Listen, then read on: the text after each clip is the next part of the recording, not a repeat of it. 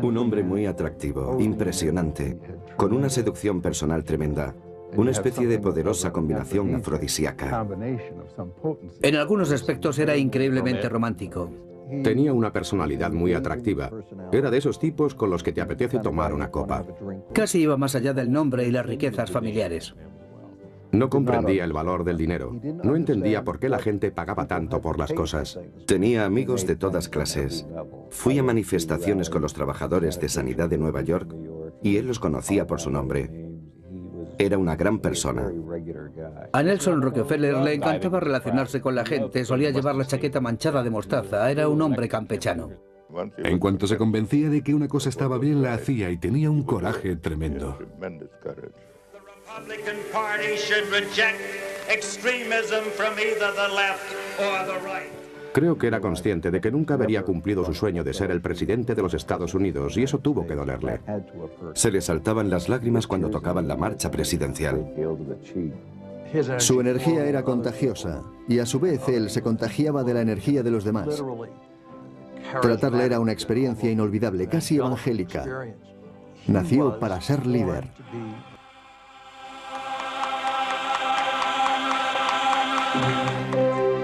Nelson Rockefeller.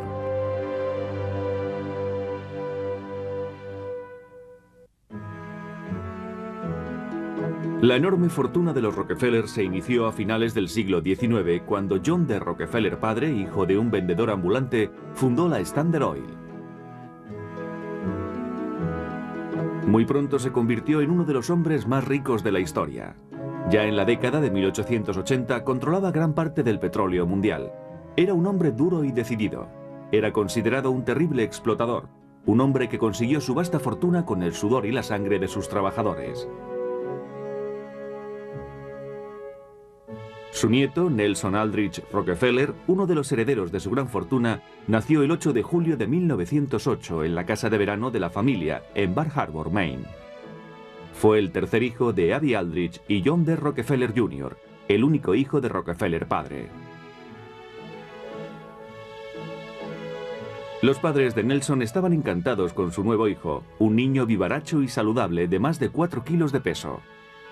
Su madre le puso el nombre de su abuelo materno, Nelson Aldrich, un hombre nacido en Rhode Island que se hizo a sí mismo. A finales del siglo XIX, Aldrich era un senador de ideas conservadoras. Su ambición por el éxito influyó mucho en la personalidad de su nieto. A veces se decía que le debía más a la familia de su madre que a la de su padre. Y realmente se parecía más a ellos que a los Rockefeller. Pero el nombre de Rockefeller y su fortuna tuvo una gran influencia en la vida de Nelson. Su abuelo, con la intención de cambiar su mala imagen, donó sistemáticamente millones de dólares para obras de caridad.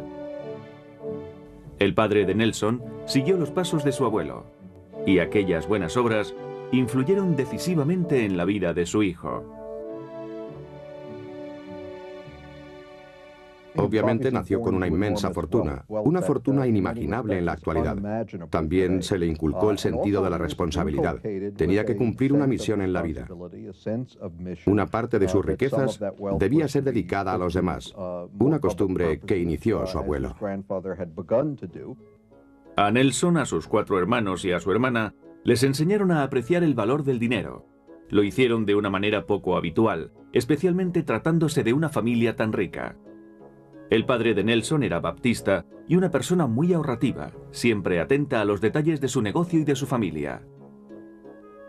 Nelson y sus hermanos tenían que realizar diversas tareas en su casa de Nueva York y en la inmensa finca de Pocantico Hills, a 45 kilómetros de Manhattan.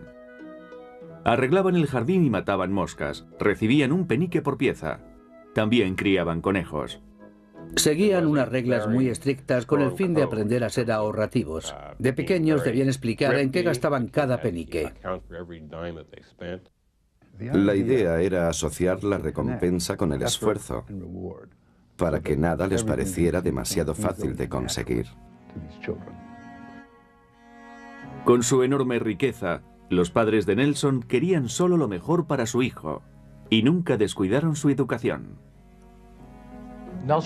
Nelson Rockefeller recibió una completa educación por parte de un padre relativamente conservador y de una madre más bien liberal. Sus padres sabían lo suficiente para ser conscientes de que un chico como él, que había nacido con todo a su alcance y rodeado de privilegios, no sabría valorar las cosas en su justa medida si no recibía una buena formación. De su asignación semanal de 30 céntimos, Nelson tenía que dar 10 para obras de caridad.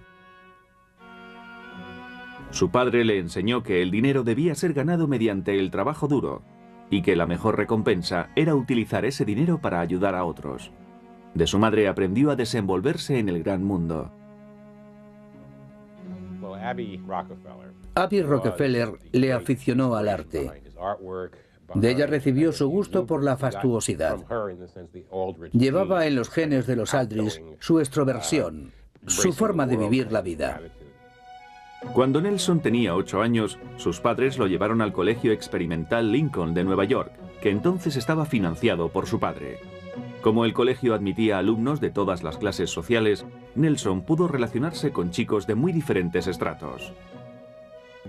Le educaron para cultivar el libre pensamiento y le inculcaron la preocupación por las cuestiones sociales.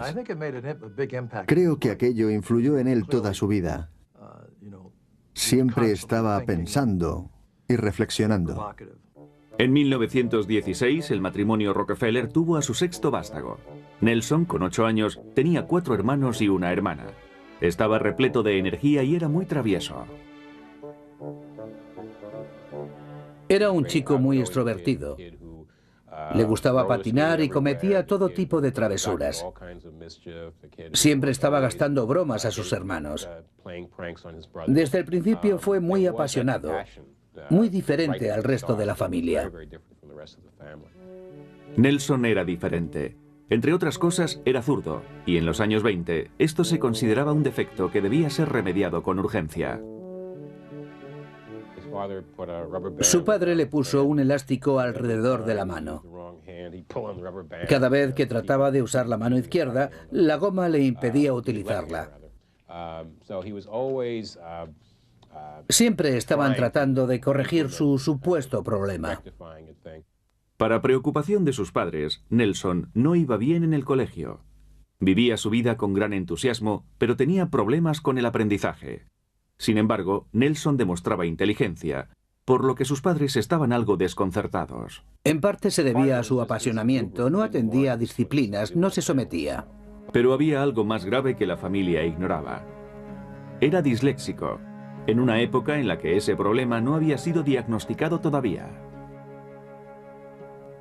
Sus padres y profesores creían que era lento de aprendizaje, tenía problemas al leer y confundía los números, por lo que se le daba mal la aritmética. No podía deletrear, no podía leer más que unas pocas páginas seguidas y no podía escribir muy bien.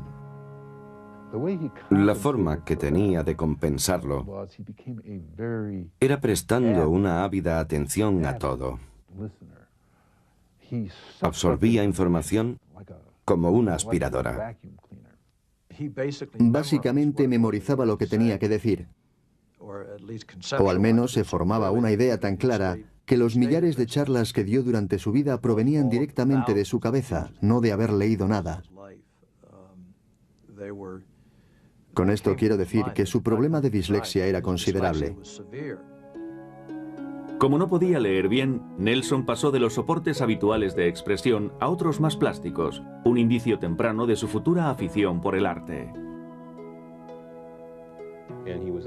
Se entendía mejor con las formas físicas y con el tacto, pero eso se debía también a la influencia materna. Su madre le llevaba a ver galerías de arte y lo pasaban muy bien juntos. Nelson aprendió muchas cosas sobre arte gracias a su madre, especialmente sobre arte moderno. A los 15 años se sacó el carné de conducir y a los 17 sus padres le regalaron un Ford deportivo que conducía por la finca familiar. Llevaba a sus hermanos al colegio en su nuevo coche. Al joven Nelson le encantaba ser el centro de atención y era incapaz de concentrarse en sus estudios. Le tenían que castigar con frecuencia. Más tarde empezó a esforzarse, pero era muy distraído. En sus primeros cursos tuvo un romance con una compañera. Aquello lo distrajo mucho. Presionado por sus padres, Nelson dejó de salir con la chica. Su familia creía que sin tanta distracción, sus notas mejorarían lo suficiente para que ingresara en Princeton, la universidad a la que querían que fuera. Ya en el último curso se dio cuenta de que tenía que empezar a tomarse en serio los estudios. Para disgusto de su padre, las notas de Nelson no mejoraron mucho. Era un estudiante mediocre, lo que impidió que entrara en la Universidad de Princeton, pero no a la de Dartmouth, una pequeña universidad de New Hampshire, apartada de la gran ciudad. Su padre era muy amigo del rector de aquella universidad. Sin embargo, Rockefeller padre creía que su hijo no se esforzaba lo suficiente, pero confiaba en que ahora, con 18 años, se tomaría sus estudios en serio. Nelson hizo eso y mucho más, como demostraría en los años siguientes. Después de terminar sus estudios en Lincoln, Nelson pasó 3 meses haciendo turismo por Europa. Cuando en 1926 ingresó en la Universidad de Dartmouth, lo hizo sin el menor interés. Los años 20 eran de bonanza. Nelson tenía 18 años, era bien parecido y rico, y su futuro estaba asegurado aunque no resuelto. En la universidad, Nelson mostró por primera vez sus dotes para la política. Sabía ganarse a los compañeros. Formó a su alrededor un círculo de amistades para la realización de actividades extraacadémicas. Nelson aprovechó bien su estancia en la universidad. Jugó al fútbol y editó una revista ilustrada. Su padre, abstemio, estaba contento porque Nelson ni fumaba ni bebía. Incluso encontró tiempo para dar la catequesis dominical, algo que satisfizo mucho a su padre, ferviente baptista. El aprecio por el valor de las cosas y su disposición al trabajo se manifestaron ya en su juventud. Nelson se podía haber dedicado a perseguir a las chicas, a dar fiestas en los yates. Pero en lugar de eso, le gustaba ser servicial, una manera de ser que mantuvo a lo largo de su vida. Aunque sus hermanos habían sido educados con los mismos ideales, Nelson era distinto a ellos y sería diferente durante toda su vida. Era una persona muy extrovertida. En ese aspecto creo que era muy diferente de algunos miembros de la familia Rockefeller, que siguiendo la tradición de su padre eran más bien reservados. Pero la madre de Nelson estaba muy lejos de ser reservada. Ella y Nelson mantuvieron una relación muy especial, diferente de la que tuvo con el resto de sus hijos. Socialmente era muy progresista, igual que su madre. Adoraba a su madre y ella también a él. Estuvieron muy unidos durante toda su vida. Ella se enfrentaba constantemente a su abuelo y a su padre por el desprecio de estos por el arte moderno. Nelson siempre la apoyaba. Se animaban mutuamente. Eran almas gemelas. A Nelson le gustaban las mismas cosas que a su madre. Se refería al Museo de Arte Moderno que ella había fundado como el Museo de mi madre. A principios de 1930, en el último curso, Nelson pertenecía ya al comité de asesoramiento del museo de su madre. Estar relacionado con el museo y el arte formaría siempre parte importante de su vida. Pero mientras estuvo en Dartmouth, empezó a prepararse para afrontar el futuro. En la universidad desarrolló sus cualidades para la política. Siempre estaba hablando con los profesores y eso ciertamente le ayudó mucho. Era amigo personal del rector de la universidad, Ernest Hopkins, y eso también le benefició. Al final se dedicó a estudiar y se apartó de las cosas que podían distraerle. Estudió para obtener buenas notas. Luchó contra su dislexia y demostró a su padre que llevaba los genes de la familia. La prueba de que había superado su dislexia fue su graduación con un cum laude en la Universidad de Dartmouth. Durante unas vacaciones familiares en Maine, Nelson conoció a la que sería su futura esposa, Mary Todd Hunter Clark, una chica de familia adinerada perteneciente a la alta sociedad de Filadelfia. Todd, como llamaban a Mary, y Nelson no parecían formar una buena pareja.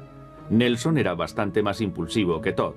Ella tenía sentido del humor, pero era mucho más reservada, de acuerdo con su esmerada educación. Aunque las primeras cartas de Nelson a Todd estaban llenas de pasión, puede que dicha pasión estuviera bastante calculada. Era una mujer adecuada para casarse con un Rockefeller. Y aunque Nelson sentía pasión por ciertas cosas, también creía en el destino familiar y en lo que era adecuado para la familia. Es inevitable pensar que él la eligió en parte por cariño y en parte porque era la perfecta compañera de un Rockefeller y sería la madre apropiada para sus hijos. Poco después de que se graduara en Dartmouth a la edad de 21 años, Nelson se casó con Todd. Fue en 1930. La boda se celebró en una iglesia a las afueras de Filadelfia. Todd vistió un traje de satén color marfil con encajes, llevaba un ramo de azucenas y orquídeas. Nelson llevó un traje de chaqué con pantalones a rayas. Después de una ceremonia de unos 10 minutos, los recién casados recibieron la felicitación por parte de la multitud que les esperaba a la salida de la iglesia. Nelson estaba muy excitado, en tanto que Todd parecía más bien distante. En la recepción ofrecida en la opulenta finca del padre de Todd, a pesar de la ley seca y de las objeciones del padre de Nelson, el champán corrió de copa en copa para regocijo de los más de 1.500 invitados. 2 meses más tarde, los recién casados estaban de luna de miel en lo que Nelson denominó como un pequeño viaje alrededor del mundo, regalo de sus padres. Fue como si una pareja de la realeza realizara una gran gira. Él era el príncipe Rockefeller y lucía el estandarte familiar allá por donde los suyos tenían algún posible interés económico. Era el tour de un hombre que estaba destinado a grandes logros. En cierto sentido, estaba construyendo su futuro y entrando en contacto con grandes personalidades. Fue una luna de miel muy estudiada y extremadamente fatigosa. 9 meses más tarde, la pareja regresó a casa, a Nueva York, donde Nelson trabajó en varias empresas familiares. Aunque el país estaba en plena depresión, Nelson recibía un salario de $75 semanales, pero no disfrutaba con el trabajo que le había sido asignado, como encargarse de las pocas vacas lecheras de la finca de Pocantico Hills. Aquella tarea no se ajustaba a su temperamento ni agotaba sus energías. The awards are going to be given today to some 24 men who've done outstanding work in their particular field. Un trabajo en el que tuvo mucho éxito, especialmente durante la Gran Depresión, cuando el dinero era escaso, fue alquilando oficinas en el nuevo edificio de Manhattan, conocido como el Rockefeller Center.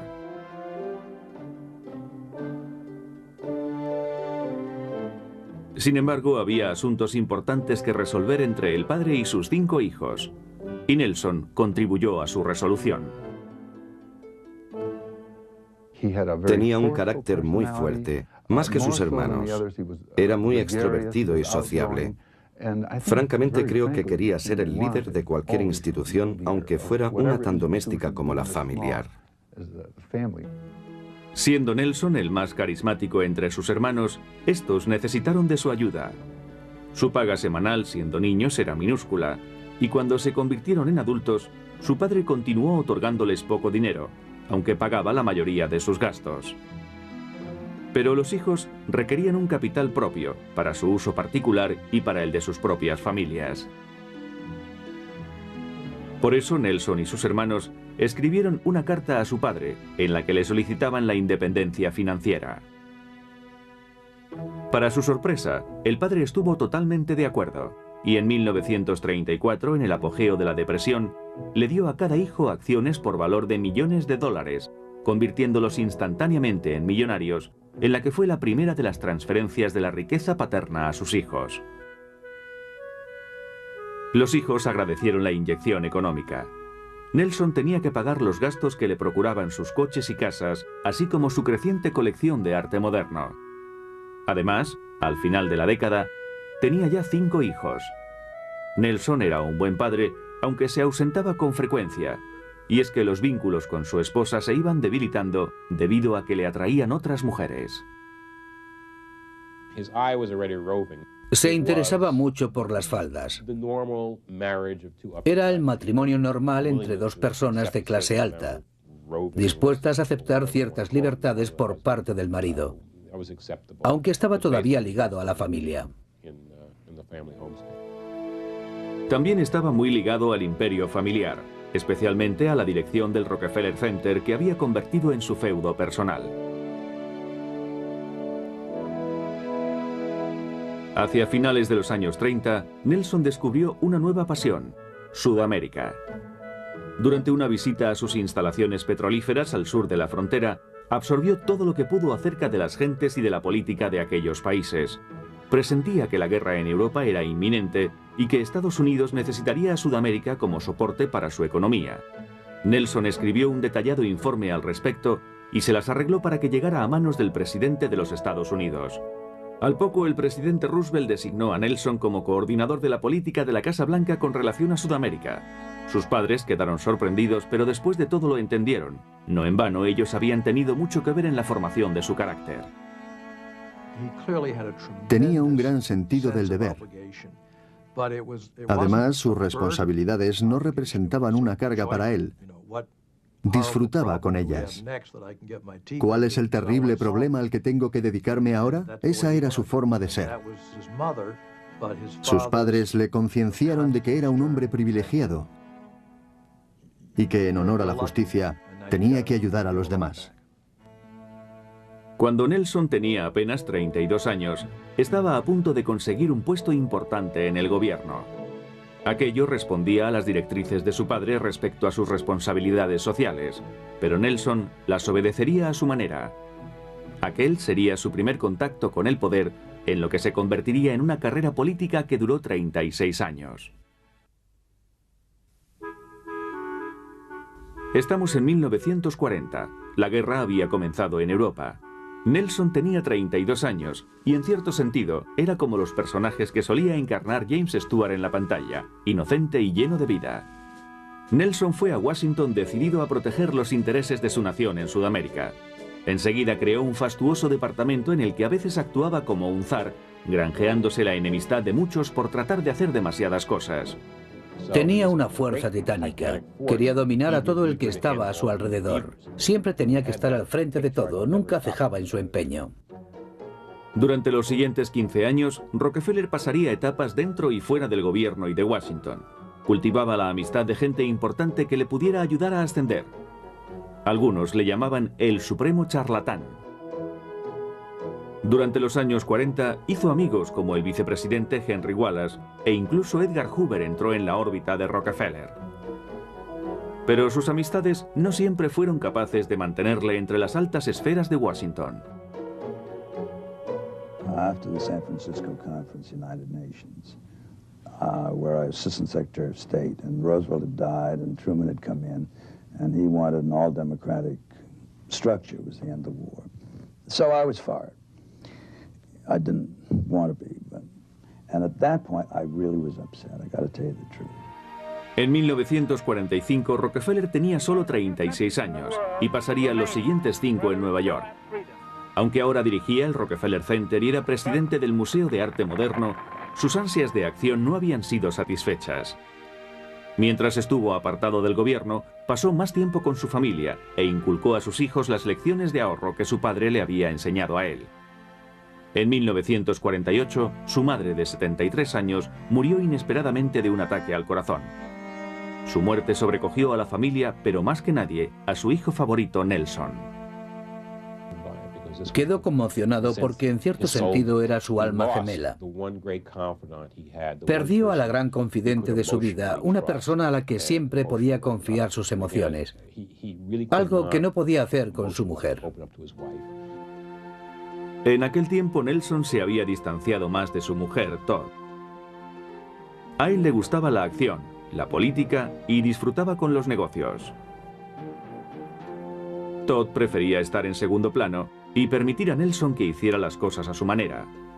La diferencia de personalidad se hizo patente ya durante sus primeros días de casados y fue en aumento hasta el punto de hacerles llevar vidas separadas.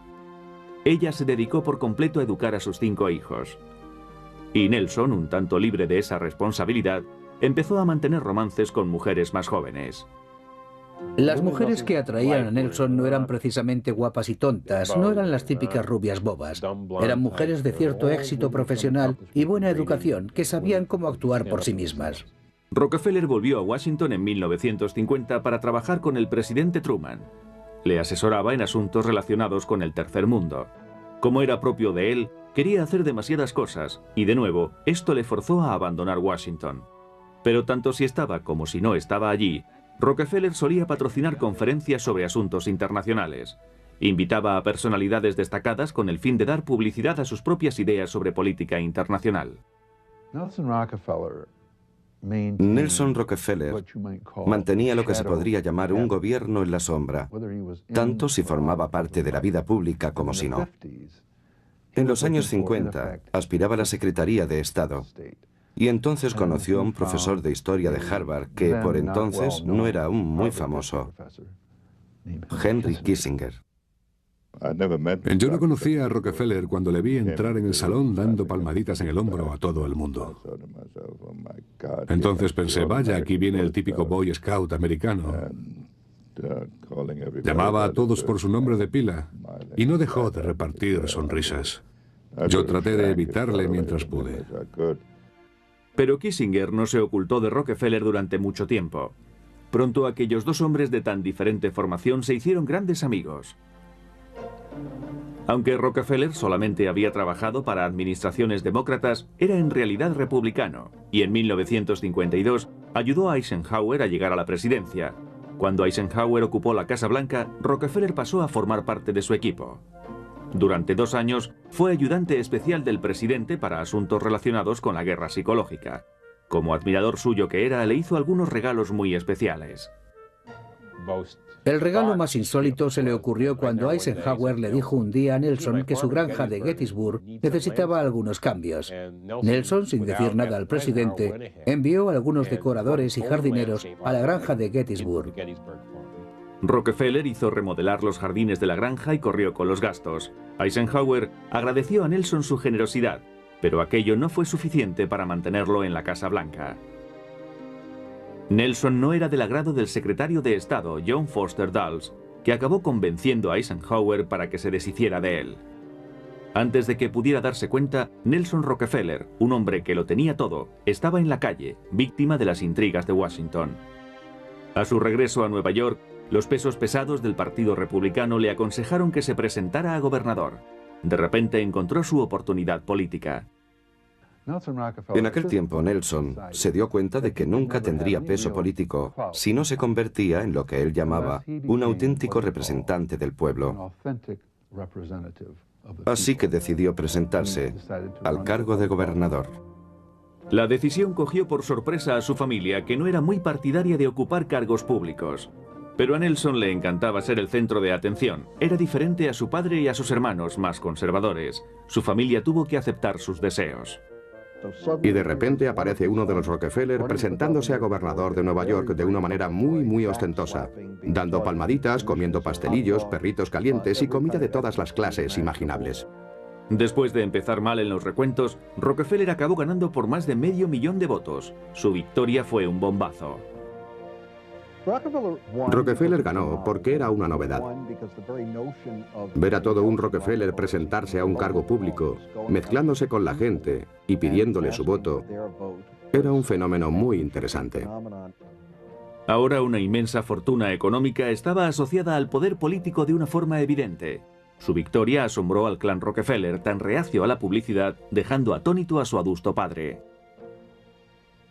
Su padre estaba sorprendido, no podía creerlo, no podía imaginar que un Rockefeller fuera elegido para un cargo público.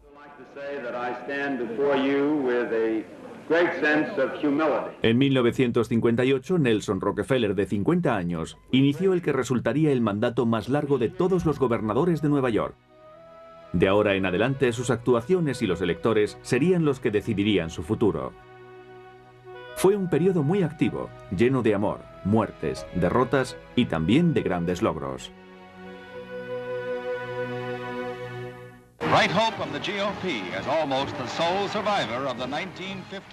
En 1958 se abrió una nueva era en la política cuando Nelson Rockefeller tomó el cargo de gobernador de Nueva York. El nombre familiar adquiría ahora un aura diferente mientras Nelson Rockefeller se ocupaba de cambiar la cara al estado que gobernaba. Nelson Rockefeller ejerció el cargo de manera imperial. No solo tenía el poder de un gobernador, no solo era gobernador, no solo pertenecía al Partido Republicano, sino que además era un Rockefeller. Empezó inmediatamente a subir los impuestos y continuó subiéndolos para costear sus programas. Aunque hubo protestas, pronto se apreciaron los cambios. Según sus palabras, hizo que la calidad de vida mejorara. Sus programas sociales estaban entre los más avanzados del país, confundiendo a los políticos del Partido Republicano. A veces se le reprochaba ser demasiado liberal. Era liberal porque pensaba que había que preocuparse del pueblo. Había que mejorar su forma de vivir, mejorar la calidad de vida de la gente corriente. Rockefeller amplió la universidad estatal e hizo de ella una de las mejores de Estados Unidos. En Albany derribó 40 hectáreas de viviendas para construir un controvertido y ultramoderno complejo gubernamental que algunos consideraron un monumento a su vanidad. Pero Rockefeller era algo más que un constructor. Había reunido una de las principales colecciones de arte moderno del mundo.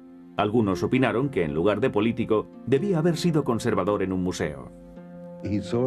Se planteaba algo y se decidía inmediatamente a hacerlo.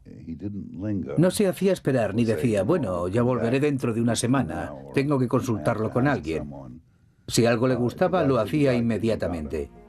Llenó la finca de Pocantico Hills con esculturas modernas y el interior de su casa lo decoró con sus cuadros favoritos.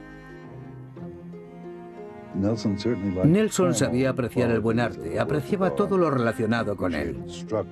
Lo divertido del caso es que a Nelson le gustaba colgarlos por sí mismo. Yo lo vi con un martillo frente a una pared dando golpes para colgar un cuadro. Él era así.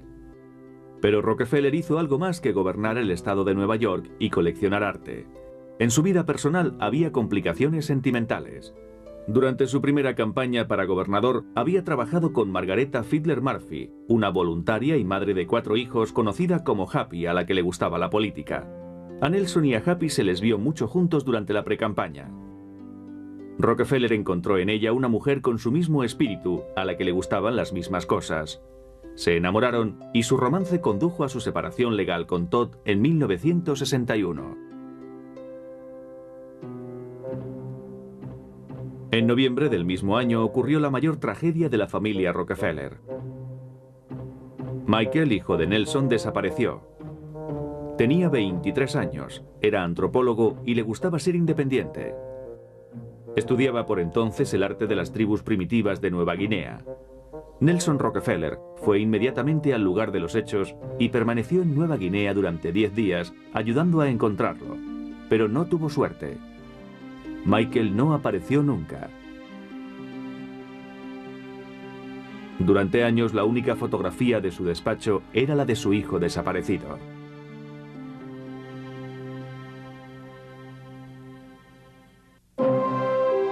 Pero tuvo el coraje y la determinación necesarios para continuar con su vida. En 1962 se divorció de Todd y ganó un segundo mandato como gobernador. Un año después se casó con Murphy. Con el tiempo tuvieron 2 hijos, pero parece ser que a Nelson seguían atrayéndole las faldas.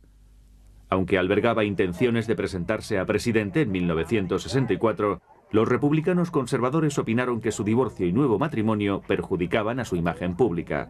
Su reputación de liberal en un partido cada vez más derechista le perjudicó aún más.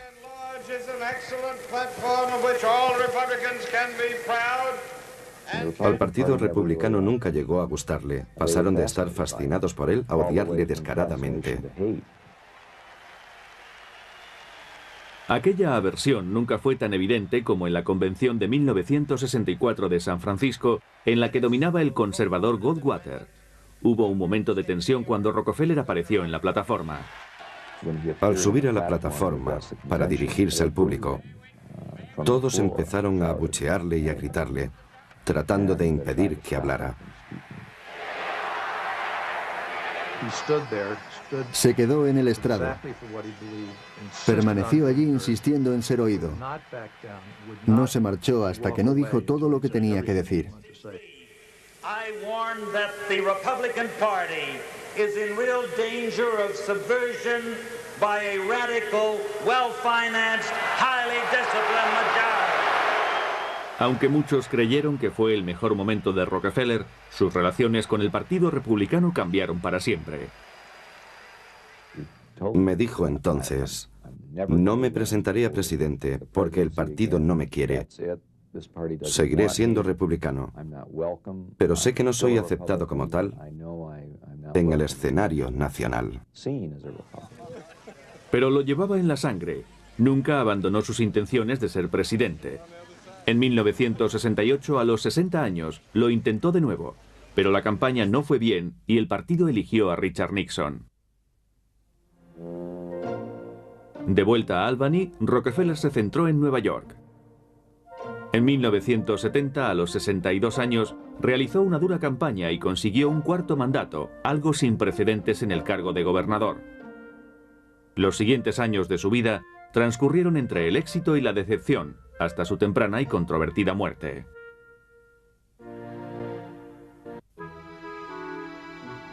Ganar sus cuartas elecciones a gobernador en 1971, cuando tenía 63 años, no satisfizo a Nelson. Seguía queriendo ser presidente. Gobernaba en Nueva York, pero debía cambiar su política si quería ocupar un puesto más elevado.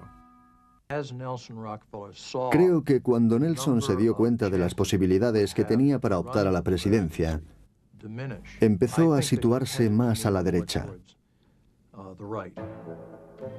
Situarse a la derecha resultó más fácil en 1971, cuando 1.200 reclusos de la prisión de máxima seguridad de Ática se sublevaron y tomaron 39 rehenes para protestar contra el racismo y las condiciones de hacinamiento en que vivían. Aunque se le pidió a Rockefeller que fuera a Ática a hablar con los encarcelados, no lo hizo. Conforme pasaban los días, estaba más claro que los reclusos tenían una causa y buscaban el enfrentamiento. El ambiente era tenso y la situación se estaba politizando, pero el gobernador se mantuvo firme. Entonces, Rockefeller cometió el error más grave de toda su carrera política. Envió a la policía estatal, fuertemente armada, a que recuperara el control de la prisión. Los policías entraron en la cárcel disparando escopetas de cartuchos. En la brutal refriega murieron 30 reclusos y 10 rehenes, y hubo más de 200 heridos. Los hechos de Ática originaron una agria polémica. Ática fue una chapuza, una operación mal dirigida y una cadena de errores. Pero Rockefeller no se arrepintió.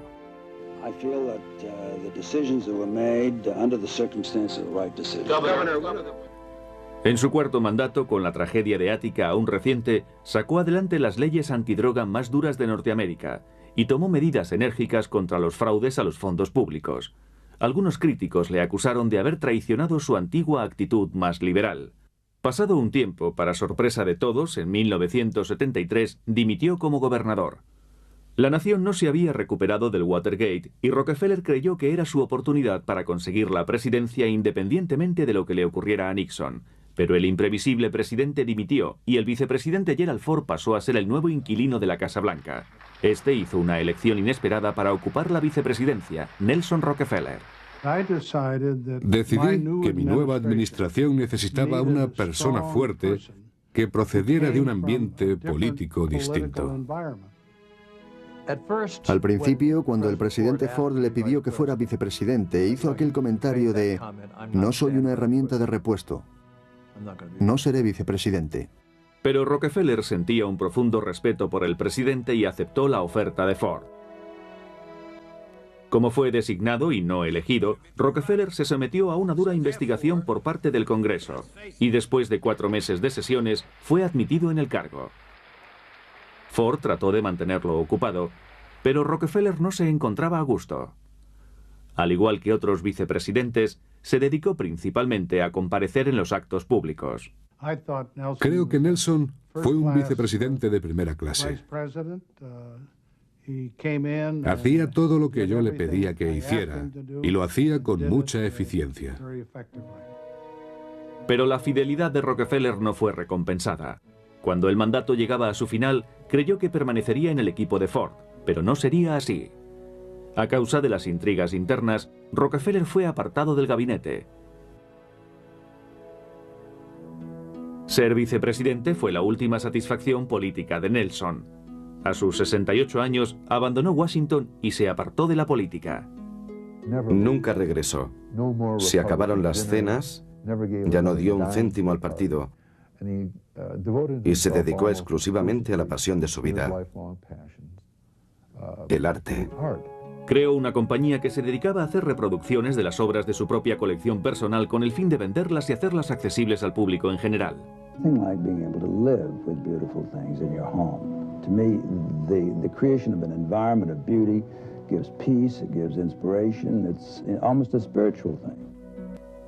Rockefeller, ahora con 70 años, trabajaba en su nueva empresa con el mismo vigor que en su vida política, pero su salud no era buena. El gobernador había experimentado síntomas de infarto y era tratado por un médico. Tenía que perder mucho peso. Había llegado a alcanzar los 95 kilos. En la noche del 26 de enero de 1979, Rockefeller sufrió un ataque al corazón y fue llevado al hospital Lenox Hill. Todos los esfuerzos para reanimarle resultaron en vano, y Nelson Rockefeller, a sus 70 años, moría poco después de la medianoche del 27 de enero de 1979. El portavoz de la familia dijo que Nelson había dedicado sus últimos días a trabajar en su despacho. Pero la verdad era otra. Había muchas cuestiones sin resolver con respecto a su muerte. Y los periodistas empezaron a investigar, hasta descubrir que había muerto en extrañas circunstancias. No estaba trabajando en su oficina. Estaba en un piso que tenía en Manhattan. Y no estaba solo, sino con una joven empleada. Y tampoco estaba trabajando, al menos en sentido estricto. La familia y el portavoz mintieron para cubrirle. Lo hicieron de la forma que creyeron conveniente para silenciar lo ocurrido. Cuando una persona muere de la manera que él lo hizo, hay que decir que murió como había vivido. Varios días después de su muerte, durante un funeral privado en la finca de Pocantico Hills, las cenizas de Nelson Rockefeller fueron esparcidas en una colina, en un bosque cerca del río Hudson. En la actualidad, una sencilla lápida marca el lugar. Nelson Rockefeller era muy afable y aparentemente encantador, pero detrás había un hombre tan duro como el acero. De alguna forma manifestaba la agresividad y la energía del hombre que se ha hecho a sí mismo. Siempre estaba luchando para salir adelante. Tenía un concepto grandioso de sí mismo, de su misión en la vida, y nunca se detuvo en el cumplimiento de esa misión.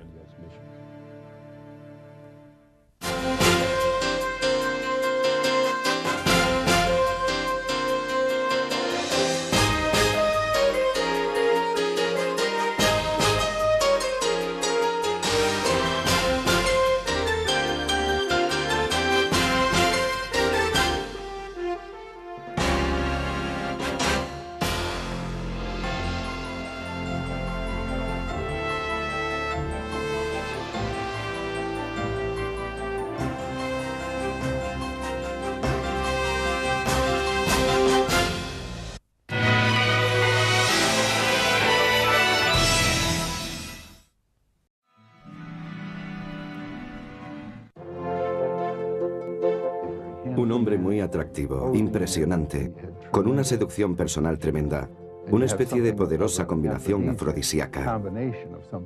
En algunos aspectos era increíblemente romántico. Tenía una personalidad muy atractiva. Era de esos tipos con los que te apetece tomar una copa. Casi iba más allá del nombre y las riquezas familiares.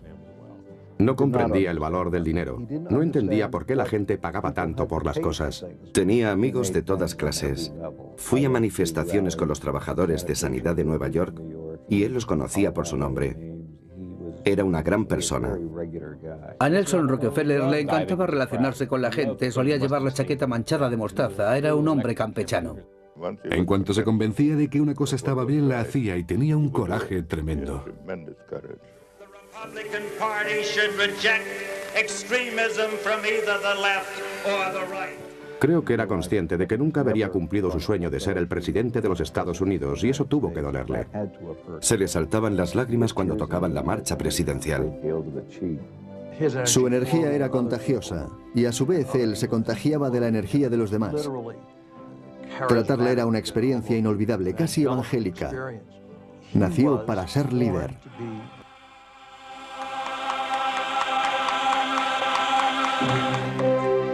Nelson Rockefeller.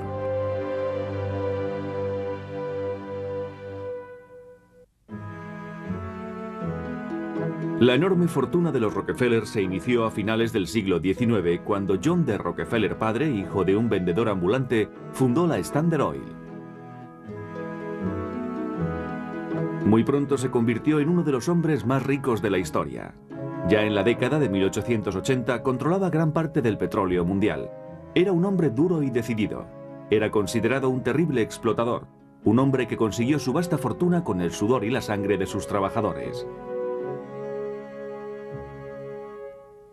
Su nieto, Nelson Aldrich Rockefeller, uno de los herederos de su gran fortuna, nació el 8 de julio de 1908 en la casa de verano de la familia en Bar Harbor, Maine.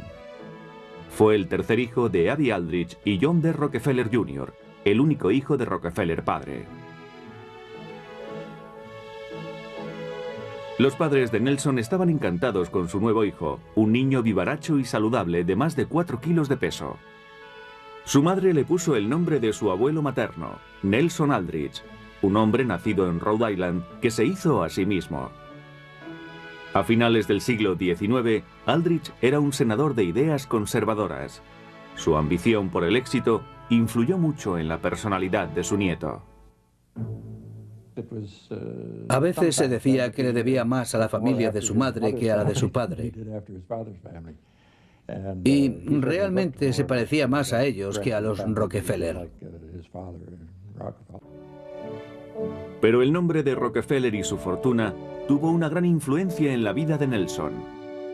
Su abuelo, con la intención de cambiar su mala imagen, donó sistemáticamente millones de dólares para obras de caridad. El padre de Nelson siguió los pasos de su abuelo, y aquellas buenas obras influyeron decisivamente en la vida de su hijo. Obviamente nació con una inmensa fortuna, una fortuna inimaginable en la actualidad. También se le inculcó el sentido de la responsabilidad. Tenía que cumplir una misión en la vida. Una parte de sus riquezas debía ser dedicada a los demás, una costumbre que inició su abuelo. A Nelson, a sus 4 hermanos y a su hermana les enseñaron a apreciar el valor del dinero. Lo hicieron de una manera poco habitual, especialmente tratándose de una familia tan rica. El padre de Nelson era baptista y una persona muy ahorrativa, siempre atenta a los detalles de su negocio y de su familia. Nelson y sus hermanos tenían que realizar diversas tareas en su casa de Nueva York y en la inmensa finca de Pocantico Hills, a 45 kilómetros de Manhattan. Arreglaban el jardín y mataban moscas, recibían un penique por pieza.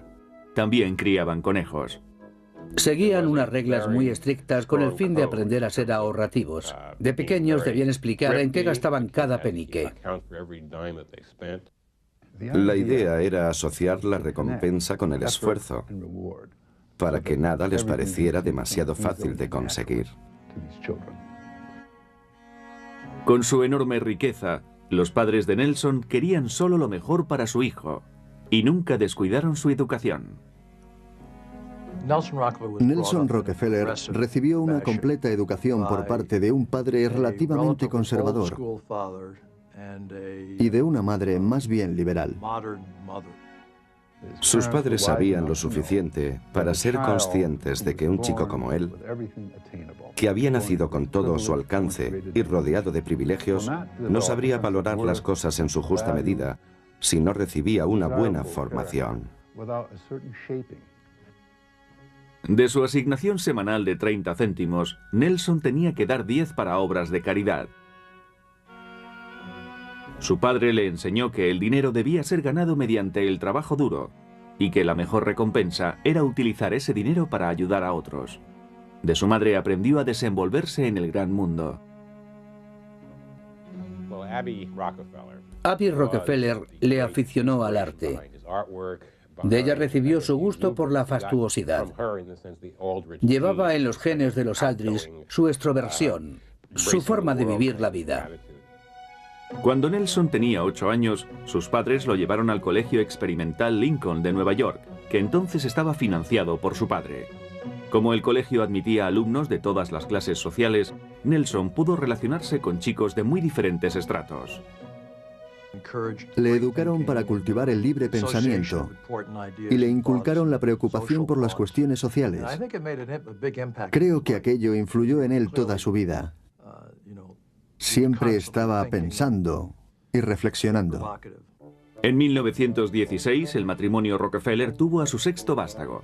Nelson, con 8 años, tenía 4 hermanos y una hermana. Estaba repleto de energía y era muy travieso. Era un chico muy extrovertido. Le gustaba patinar y cometía todo tipo de travesuras. Siempre estaba gastando bromas a sus hermanos. Desde el principio fue muy apasionado, muy diferente al resto de la familia. Nelson era diferente. Entre otras cosas, era zurdo, y en los años 20 esto se consideraba un defecto que debía ser remediado con urgencia.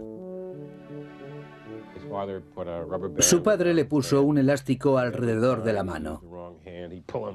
Cada vez que trataba de usar la mano izquierda, la goma le impedía utilizarla. Siempre estaban tratando de corregir su supuesto problema. Para preocupación de sus padres, Nelson no iba bien en el colegio. Vivía su vida con gran entusiasmo, pero tenía problemas con el aprendizaje. Sin embargo, Nelson demostraba inteligencia, por lo que sus padres estaban algo desconcertados. En parte se debía a su apasionamiento, no atendía a disciplinas, no se sometía. Pero había algo más grave que la familia ignoraba. Era disléxico, en una época en la que ese problema no había sido diagnosticado todavía. Sus padres y profesores creían que era lento de aprendizaje, tenía problemas al leer y confundía los números, por lo que se le daba mal la aritmética. No podía deletrear, no podía leer más que unas pocas páginas seguidas y no podía escribir muy bien. La forma que tenía de compensarlo era prestando una ávida atención a todo. Absorbía información como una aspiradora. Básicamente memorizaba lo que tenía que decir. O al menos se formaba una idea tan clara que los millares de charlas que dio durante su vida provenían directamente de su cabeza, no de haber leído nada. Con esto quiero decir que su problema de dislexia era considerable. Como no podía leer bien, Nelson pasó de los soportes habituales de expresión a otros más plásticos, un indicio temprano de su futura afición por el arte. Se entendía mejor con las formas físicas y con el tacto, pero eso se debía también a la influencia materna. Su madre le llevaba a ver galerías de arte y lo pasaban muy bien juntos. Nelson aprendió muchas cosas sobre arte gracias a su madre, especialmente sobre arte moderno. A los 15 años se sacó el carné de conducir y a los 17 sus padres le regalaron un Ford deportivo que conducía por la finca familiar. Llevaba a sus hermanos al colegio en su nuevo coche. Al joven Nelson le encantaba ser el centro de atención y era incapaz de concentrarse en sus estudios. Le tenían que castigar con frecuencia. Más tarde empezó a esforzarse, pero era muy distraído. En sus primeros cursos tuvo un romance con una compañera. Aquello lo distrajo mucho. Presionado por sus padres, Nelson dejó de salir con la chica. Su familia creía que sin tanta distracción, sus notas mejorarían lo suficiente para que ingresara en Princeton, la universidad a la que querían que fuera. Ya en el último curso se dio cuenta de que tenía que empezar a tomarse en serio los estudios. Para disgusto de su padre, las notas de Nelson no mejoraron mucho. Era un estudiante mediocre, lo que impidió que entrara en la Universidad de Princeton, pero no a la de Dartmouth, una pequeña universidad de New Hampshire, apartada de la gran ciudad. Su padre era muy amigo del rector de aquella universidad. Sin embargo, Rockefeller padre creía que su hijo no se esforzaba lo suficiente, pero confiaba en que ahora, con 18 años, se tomaría sus estudios en serio. Nelson hizo eso y mucho más, como demostraría en los años siguientes. Después de terminar sus estudios en Lincoln, Nelson pasó 3 meses haciendo turismo por Europa. Cuando en 1926 ingresó en la Universidad de Dartmouth, lo hizo sin el menor interés. Los años 20 eran de bonanza. Nelson tenía 18 años, era bien parecido y rico, y su futuro estaba asegurado aunque no resuelto. En la universidad, Nelson mostró por primera vez sus dotes para la política. Sabía ganarse a los compañeros. Formó a su alrededor un círculo de amistades para la realización de actividades extraacadémicas. Nelson aprovechó bien su estancia en la universidad. Jugó al fútbol y editó una revista ilustrada. Su padre, abstemio, estaba contento porque Nelson ni fumaba ni bebía. Incluso encontró tiempo para dar la catequesis dominical, algo que satisfizo mucho a su padre, ferviente baptista. El aprecio por el valor de las cosas y su disposición al trabajo se manifestaron ya en su juventud. Nelson se podía haber dedicado a perseguir a las chicas, a dar fiestas en los yates. Pero en lugar de eso, le gustaba ser servicial, una manera de ser que mantuvo a lo largo de su vida. Aunque sus hermanos habían sido educados con los mismos ideales, Nelson era distinto a ellos y sería diferente durante toda su vida. Era una persona muy extrovertida. En ese aspecto creo que era muy diferente de algunos miembros de la familia Rockefeller, que siguiendo la tradición de su padre eran más bien reservados. Pero la madre de Nelson estaba muy lejos de ser reservada. Ella y Nelson mantuvieron una relación muy especial, diferente de la que tuvo con el resto de sus hijos. Socialmente era muy progresista, igual que su madre. Adoraba a su madre y ella también a él. Estuvieron muy unidos durante toda su vida. Ella se enfrentaba constantemente a su abuelo y a su padre por el desprecio de estos por el arte moderno. Nelson siempre la apoyaba. Se animaban mutuamente. Eran almas gemelas. A Nelson le gustaban las mismas cosas que a su madre. Se refería al Museo de Arte Moderno que ella había fundado como el Museo de mi madre. A principios de 1930, en el último curso, Nelson pertenecía ya al comité de asesoramiento del museo de su madre. Estar relacionado con el museo y el arte formaría siempre parte importante de su vida. Pero mientras estuvo en Dartmouth, empezó a prepararse para afrontar el futuro. En la universidad desarrolló sus cualidades para la política. Siempre estaba hablando con los profesores y eso ciertamente le ayudó mucho. Era amigo personal del rector de la universidad, Ernest Hopkins, y eso también le benefició. Al final se dedicó a estudiar y se apartó de las cosas que podían distraerle. Estudió para obtener buenas notas, luchó contra su dislexia y demostró a su padre que llevaba los genes de la familia. La prueba de que había